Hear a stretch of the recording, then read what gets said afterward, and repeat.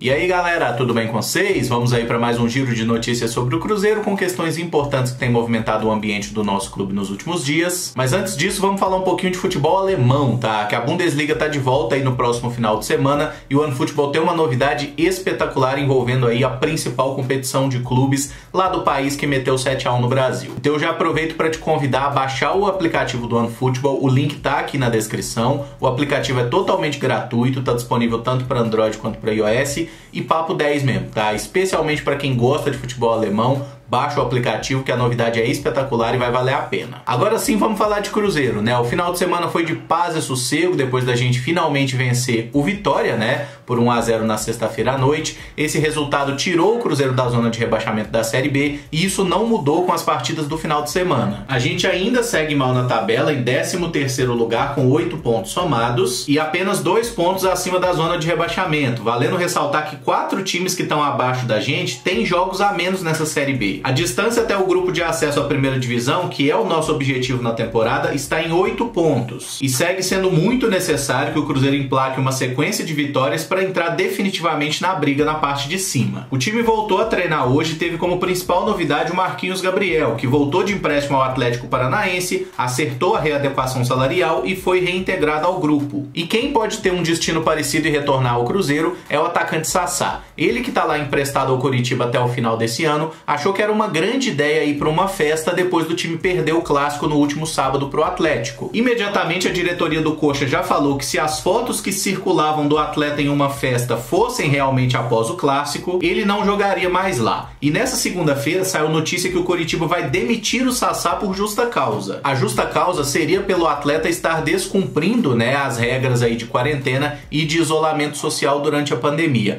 A questão é, eu nunca vi jogador de futebol ser mandado embora por justa causa e acho que a situação não é tão simples quanto o pessoal do Coritiba tá dizendo que é, tá? Eu acho que isso ainda vai dar um angu grande. Até porque o Sassá é jogador do Cruzeiro e tá lá só emprestado. Como que você demite por justa causa um profissional que tá sob cessão temporária? Como disse, ele tem contrato com o Coritiba até dezembro e nesse meio tempo é o Cruzeiro que vai pagar o pato e arcar com o salário dele? São questões que eu realmente não tenho a resposta, tá? E tô aguardando o pessoal aí, né, os especialistas em direito esportivo e direito trabalhista também, falar um pouco mais sobre isso, porque eu sou completamente leigo no assunto. E o que vale a gente destacar é que o Sassá não poderá jogar por outro time na Série A do Campeonato Brasileiro, porque ele já fez mais que 6 partidas pelo Coxa. Então ele só poderia jogar por algum clube da Série B do Campeonato Brasileiro ou por times de fora do Brasil. E é justamente por isso que eu acho que tem uma possibilidade dele retornar ao Cruzeiro. Eu não vejo o Sassá tendo muito mercado, especialmente por esses problemas extracampo, e até o Samuel Venâncio da Itatiaia já trouxe a informação que o Cruzeiro não pensa em reintegrar o Sassá, tá? O clube não quer contar com o jogador, mas se não arrumarem outro clube para ele, eu acho que fatalmente isso vai acontecer. Muita gente questiona o Sassá por essas questões extracampo, mas a minha maior crítica a ele é dentro do campo mesmo. Nessa temporada, o Sassá marcou 4 gols em 18 partidas, sendo que ele foi titular 13 vezes. E 3 dos 4 gols foram anotados no Campeonato Paranaense contra times menores. Muita gente sempre defendeu esse atleta, dizendo que ele não recebia uma sequência e justamente por isso ele não conseguia render no mais alto nível. Esse empréstimo provou que não é isso. O Sassá teve a oportunidade, ele teve a sequência e ele não entregou um bom futebol. O Sassá não é bom, gente. Desculpa, mas assim, eu cansei de acreditar no Sassá. Até 2018 eu ainda acreditava, mas agora não dá mais. O grande momento dele com a camisa do Cruzeiro foi o socão no Mike, né? E de fato, esse episódio foi maravilhoso. Mas eu realmente não acho que se ele voltar, seja um jogador determinante na Série B, como não acho que vai ser o Marquinhos Gabriel. Eu fico bastante incomodado com esses fantasmas voltando para a Toca da Raposa, né? Já foi o Henrique, agora tem Marquinhos Gabriel, agora o Sassá pode tomar o mesmo caminho também. E torço muito para que a diretoria consiga achar um outro clube para ele, que o Sassá jogue em outro lugar, até para não ser um peso a mais na nossa folha salarial, porque em campo eu não acredito mais nele. O lateral Raul Cáceres, que saiu sentindo o joelho na partida de sexta-feira, teve constatado uma lesão de grau 1 no ligamento colateral medial do joelho direito. Ele deve ficar alguns dias parado, mas não teve nenhuma ruptura, é uma lesão leve. Isso é uma ótima notícia, visto que o paraguaio talvez seja o jogador mais regular, né? Talvez seja o melhor jogador do Cruzeiro da Série B do Campeonato Brasileiro até o momento. tá? Então não preocupa para a sequência do campeonato, que o Cáceres se recupere, deve ficar fora desse próximo jogo contra o CSA, né? Mas logo já vai estar de volta aí disputando a posição, e nesse momento pode ser uma opção para o Daniel Guedes estrear, ou pode ser que o Rafael jogue ali na lateral, ele que jogou muito bem nessa partida contra o Vitória. O zagueiro Arthur deve ser anunciado nos próximos dias no América. O time do Horto tem interesse em levar o zagueiro por empréstimo até o fim do próximo estadual, e arcaria nesse período com o salário do jogador. Eu acho que é uma boa ideia esse empréstimo, gosto da ideia do Arthur jogar no América, porque se ele era a sexta opção de zagueiro no plantel do Cruzeiro, lá no América provavelmente ele vai ser o terceiro nome, né? Um reserva imediato para Messias e Eduardo Bauerman. E eu vi muita gente relacionando essa negociação do Arthur à situação do Mateuzinho, né? Por quê? O América sempre faz muito jogo duro para liberar qualquer jogador pro Cruzeiro, e direto e reto o Cruzeiro libera jogador pro América sem muita cerimônia. Saiu até notícia de uma sondagem recente do Cruzeiro pelo Meia, mas o América não quis negociar. O Mateuzinho tem um acordo encaminhado com o Santos, que pagaria 3 milhões de reais por 50% dos direitos. Mas como o Santos está proibido de contratar por uma punição da FIFA, o negócio não está fechado. Nesse momento o Cruzeiro também está punido e proibido de contratar jogadores, né? E o Mateuzinho já fez mais de 6 jogos na Série B pelo América, então não poderia jogar por outro clube. Então, Mateuzinho no Cruzeiro nessa temporada é impossível, não vai acontecer. O questionamento que eu gostaria de fazer para vocês é se acham que seria interessante o Cruzeiro investir no Mateuzinho pensando na próxima temporada.